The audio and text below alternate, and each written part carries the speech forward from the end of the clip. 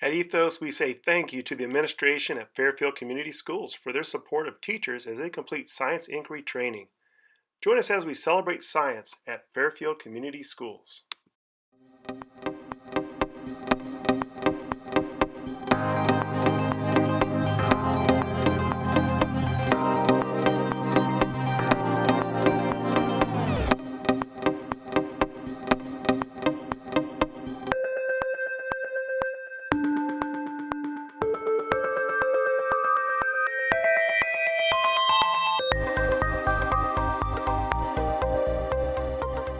And we're going. Welcome back, everyone. We're Hey, it's glad you good to could be join back. us. John had a great conversation with Holly for the past couple of weeks, talking about inquiry and bringing that primary, part of it to our discussion. But we're glad to have you back too in our show. Yeah, Holly did a great job. And I'm just encouraged because we have other elementary teachers in the area. Maybe someday we have people outside the area. They'll come join us and just have a discussion about what is good inquiry science instruction. I know I'm looking forward to those conversations, so it's gonna be really cool. A lot of But fun. John, but I want to say though, we're glad to have you back. Well, thank you, Douglas. Good to be back. Yep. All right. So today we have this is a really cool question, John. It says, is qualitative data the one reason scientists disagree with certain topics? And then part B, is quantitative data disagreed upon? Okay, that's like a half-hour discussion here. Yeah, but don't worry, we won't be going a half hour. No, we can solve this in 4 or 5 minutes, right? This is huge in that, well, people disagree for a lot of reasons, besides, scientists are going to disagree.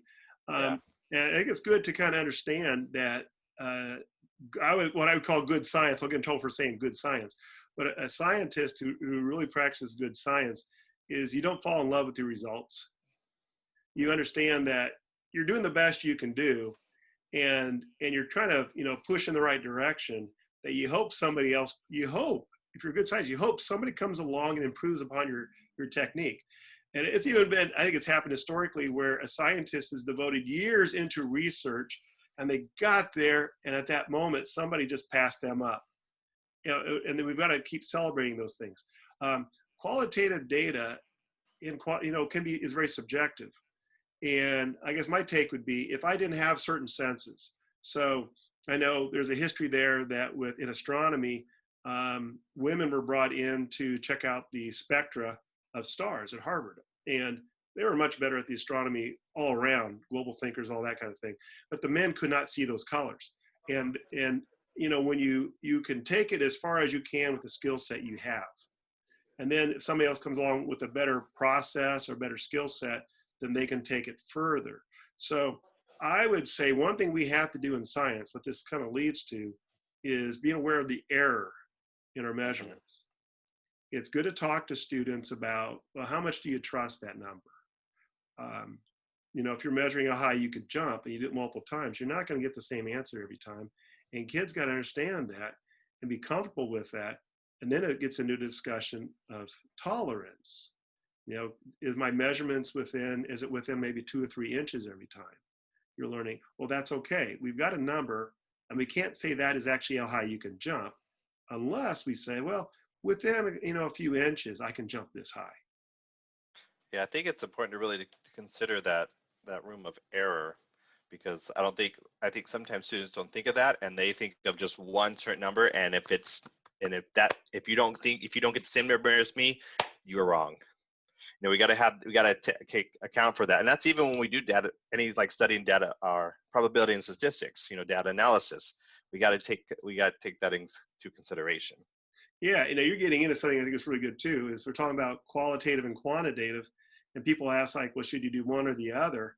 Maybe the good answer is we should have a combination of, it's nice when you have a qualitative, quantitative data statement, something that is actually both. It's got quality to it, and it has numbers to it in that statement. I'm trying to think of an example of that. Well, if you do the jumping thing, we say, Susie jumps 2 feet 3 inches, plus or minus a few inches. You put in Susie in there, it's descriptive to Susie.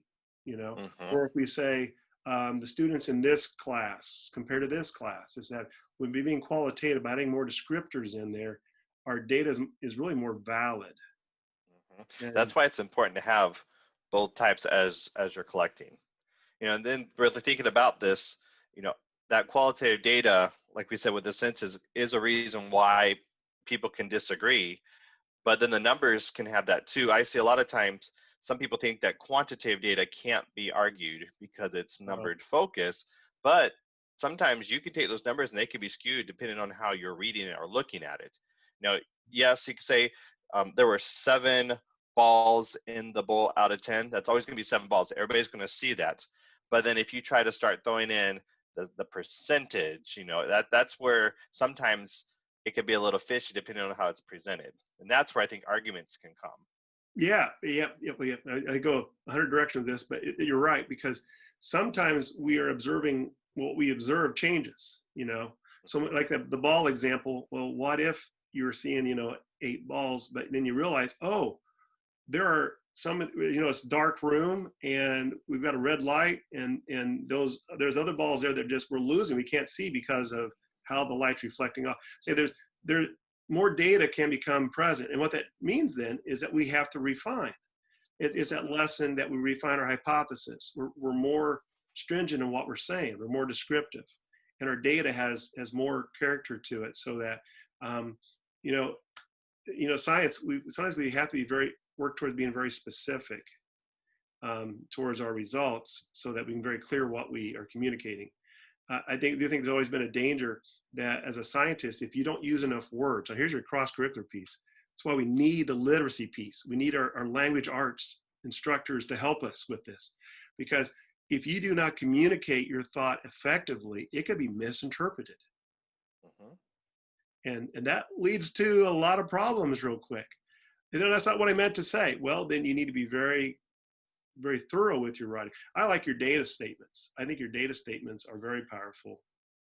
And you've had success, with those too. Yeah, we'll probably have to. I was thinking about our data statements, and teachers have asked, so we have to probably make another video about that. Yeah, really explain and just focus on what are these data statements that people keep hearing about. Well, we're going to have to do that because that answers a whole lot of what we're talking about here very clearly, I think. It does. But wow, what a great question. John, I'm always amazed with the questions that these teachers are asking.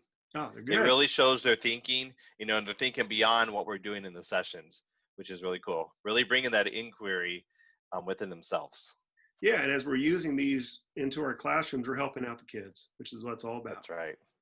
Awesome. All right, well, thank you for joining us, everyone, today, and we'll see you next time on the Inquiry Zone.